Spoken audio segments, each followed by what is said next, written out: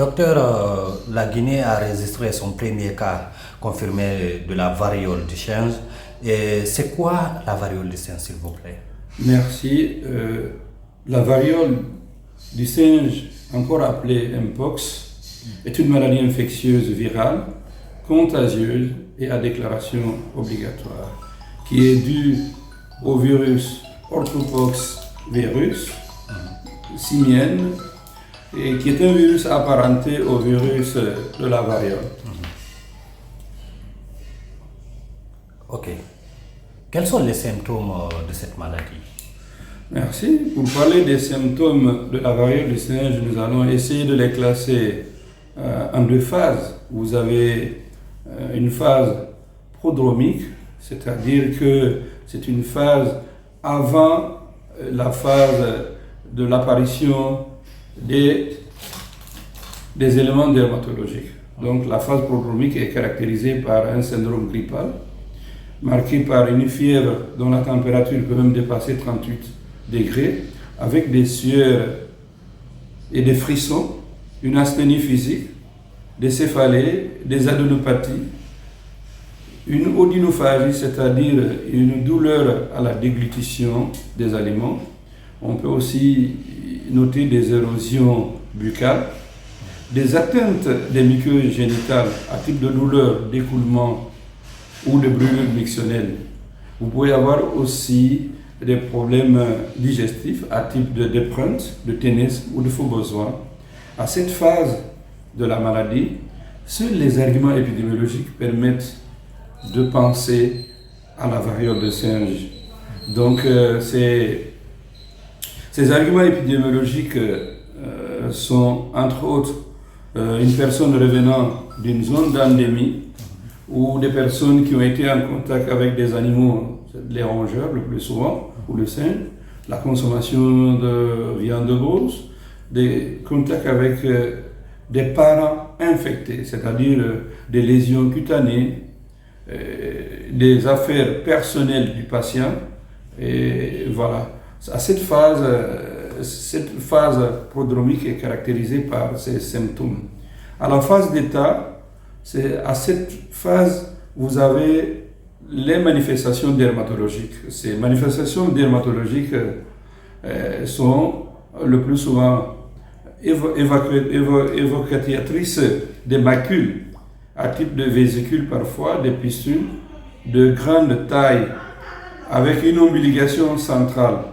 Parfois, vous pouvez avoir des lésions nécrotiques, pseudo-folliculites, des inflammations périlésionnelles pouvant atteindre tout le corps, notamment les paumes de la main, les plantes du pied. Les plantes du pied ce sont des éruptions qui ne respectent pas le visage ni le cuir chevelu.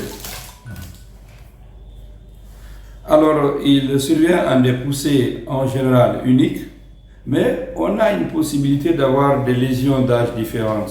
Ce qui fait qu'on peut confondre la maladie parfois à la varicelle. Parce que dans les lésions élémentaires de la varicelle, vous avez des lésions d'âge différentes.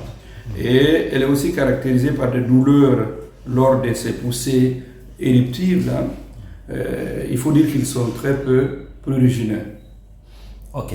Et quel est le mode de transmission de cette maladie, la variole du singe? Merci. Le mode de transmission de Mpox, ce virus se transmet par contact direct avec la peau ou les muqueuses, c'est-à-dire la bouche, ou par les rapports sexuels, et par des gouttelettes de salive, des éternuements, des postillons que le patient peut dégager en éternuant.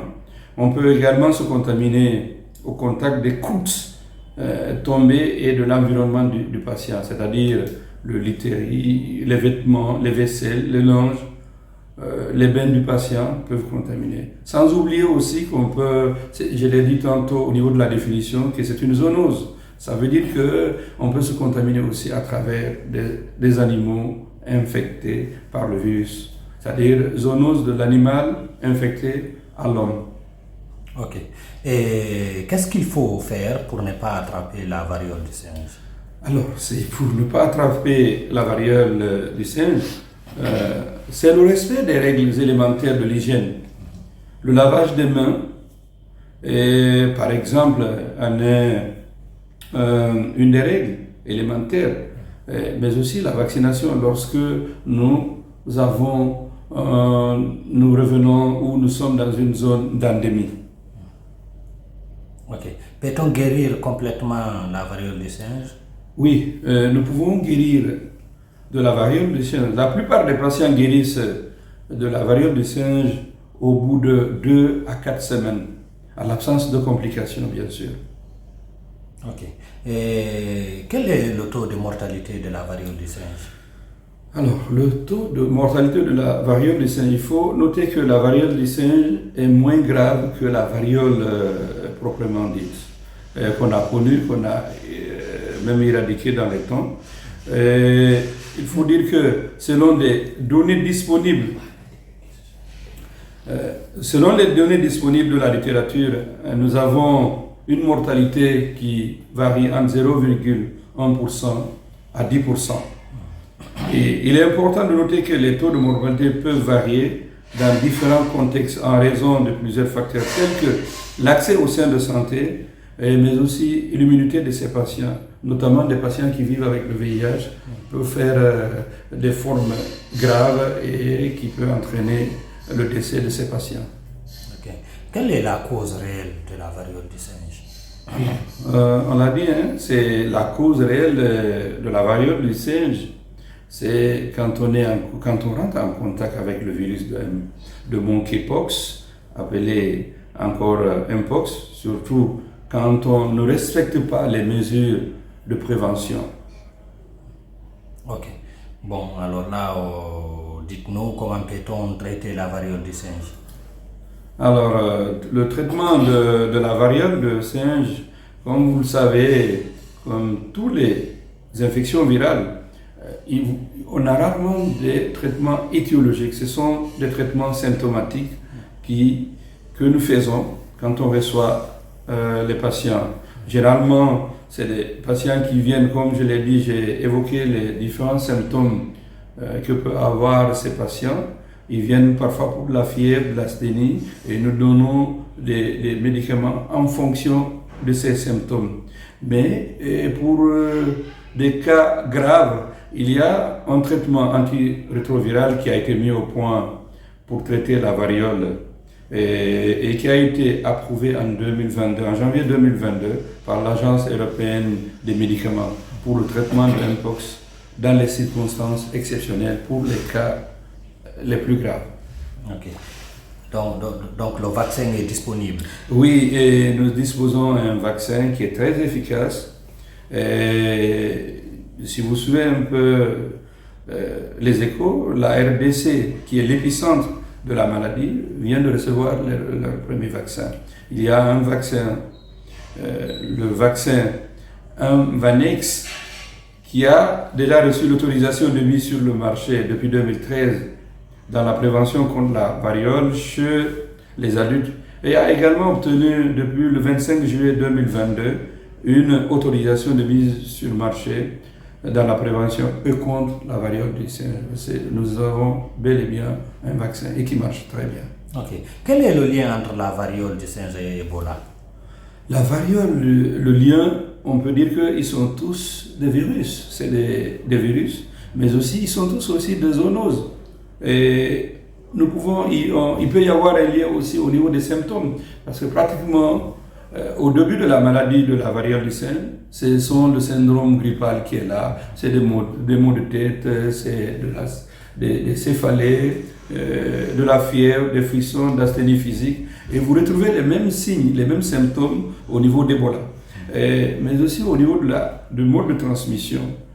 Ils ont pratiquement les mêmes parce que c'est de contact direct, bien que Ebola soit plus contagieuse que la variole du singe.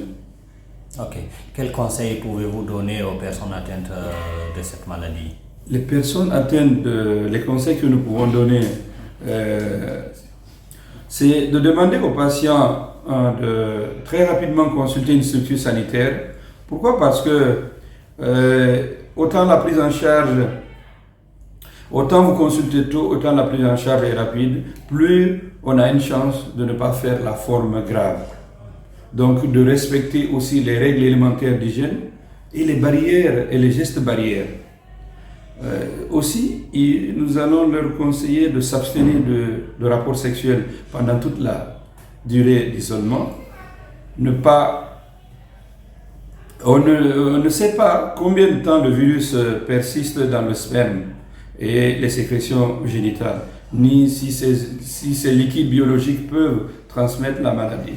Par ailleurs, la guérison des atteintes muqueuses, notamment oropharyngées et rectales, n'est pas facile à affirmer, contrairement aux atteintes cutanées. En conséquence, par précaution, nous exhortons les personnes qui atteignent de cette maladie d'utiliser le préservatif lors des rapports sexuels de tout type jusqu'à 8 semaines environ après leur période de contagiosité. Moi, j'ai une petite question. C'est par rapport à ces fausses informations. Est-ce qu'il y a un traitement au niveau local qui existe contre cette maladie? Il y a des gens qui disent que quand vous utilisez les feuilles de tel arbre peut guérir cette maladie. Est-ce que les scientifiques que vous êtes avaient pu valider une telle proposition comme traitement de la maladie? Merci pour la question. Nous luttons contre ça. C'est ce que nous appelons automédication. Et c'est vrai, si vous voulez, la médecine traditionnelle est là, mais il n'y a pas de traitement validé par les plantes, en tout cas à ma connaissance, à notre connaissance dans notre pays, pour dire que telle plante en Guinée peut guérir la variole de singe. Vous savez, le problème c'est que c'est une maladie qui est le plus souvent, la maladie elle est bénigne le plus souvent. Donc, même sans traitement, vous pouvez guérir de la maladie. Juste, je vous ai dit, c'est un traitement symptomatique. Des gens qui viennent pour l'asthénie, on leur donne des médicaments contre la fatigue, contre les maux de tête. Le temps pour eux d'éliminer le virus et ils guérissent le plus souvent. Donc ce n'est pas du fait qu'ils ont pris ces décoctions ou ces feuilles qui font qu'ils vont guérir de la maladie du singe. Donc la variole du singe n'est pas fatale? Elle n'est pas du tout fatale. Elle est bel et bien... on peut vraiment se débarrasser. L'organisme parvient à l'éliminer sans traitement. Et très peu, vous avez vu, je vous ai dit que c'est 1 à 10% qui vont mourir de cette maladie. Pratiquement, il est un peu différent d'Ebola. Il y a aussi ce lien-là. Ebola a plus de 80-90% décédés, alors que là, c'est au moins 1%. Et aussi, c'est que dans les pays en voie de développement, pratiquement, il n'y a pas eu de décès. C'est seulement dans les pays à revenus faibles où nous avons un petit souci de prise en charge. Les patients viennent tardivement et comme vous l'avez dit, qui consultent d'abord les tradithérapeutes, ils prennent des décoctions et toutes ces plantes qu'ils prennent, tous les médicaments sont toxiques. Ils sont soit éliminés au niveau des reins ou au niveau du foie. C'est des gens qui vont même venir avec des complications rénales ou hépatiques. Ok, nous sommes au terme de cet entretien. Merci beaucoup, docteur. C'est moi qui vous remercie. Merci.